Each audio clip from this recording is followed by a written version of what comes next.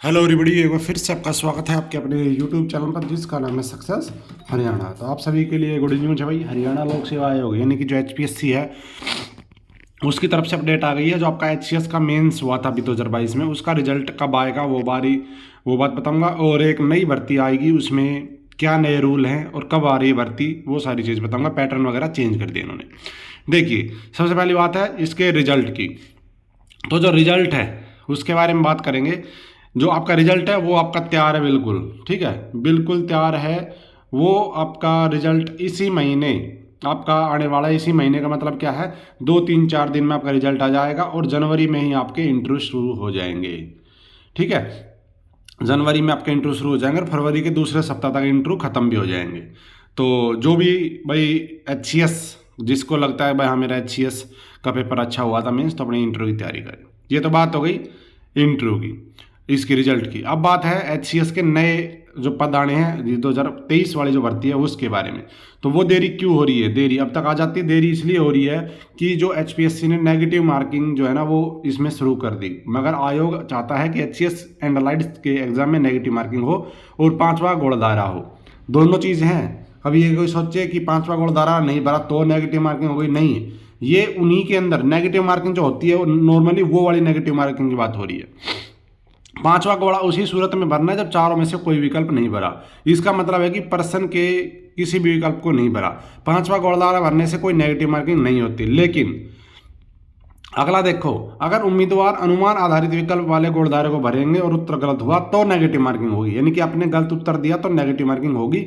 और इसी कारण चूंकि एग्जाम पैटर्न में ये दो बातें शुरू करनी है, इसलिए प्रदेश सरकार को रूल में परिवर्तन करना है, मंत्रिमंडल की मंजूरी लेनी है। और जैसे ही मंजूरी मिल जाएगी मुख्य सचिव आयोग को भेज देगा और आपकी एडवर्टाइजमेंट आ जाएगी। तो इसलिए जो आपकी एडवर्टाइजमेंट है वो इसलिए रुकी हुई है। और आपकी एडवर्टाइजमेंट ये आपकी फरवरी में, आपकी फैब में आने की बिल्कुल पूरी संभावना है। तब तक इसको जो है ना मंत्रिमंडल की बैठक हो जाएगी और ये शुरू हो जाएगा नेगेटिव मार्किंग का मामला। बात है डीएसपी पद के लिए। इन्होंने ज्ञापन दिया है कि जो डीएसपी पद होता है एचसीएस में, उसकी जो हाइट और उम्र है वो यूपीएससी के आईपीएस वाली हो, उससे अलग ना जाए। क्योंकि हरियाणा में डीएसपी की उम्र 27 साल है और हाइट है 170, जबकि यूपीएससी में जो आईपीएस पद होता है उसकी उम्र होती है 32 साल और हाइट होती है 165 सेंटीमीटर। तो इन्होंने कहा है कि भाई ऐसा ही इसमें होना चाहिए। और इसमें एक ये भी मांग की है कि जो पीसीएस होता है यानी कि जो एचसीएस का पेपर होता है उसमें क्या है, हरियाणा के मात्र 1 से 2% ही पूछे जाते हैं हरियाणा के सामान्य ज्ञान में, जबकि ये कह रहे हैं कि 10 से 15% पूछने चाहिए।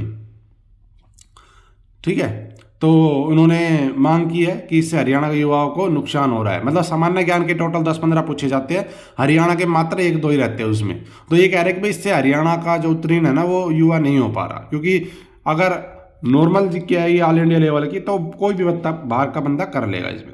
तो ये भी मांग की है। पीजीटी के पदों की लिखित परीक्षा है वो मार्च या अप्रैल में होने की संभावना आपकी है। तो हो सकता है जल्दी आपका आ जाए नोटिस, लेकिन मार्च अप्रैल में है तो फरवरी तक ही आपका आएगा।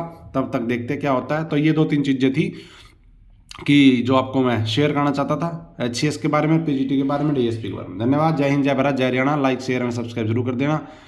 और अगर आप चैनल पर नए हो तो सब्सक्राइब जरूर कर देना।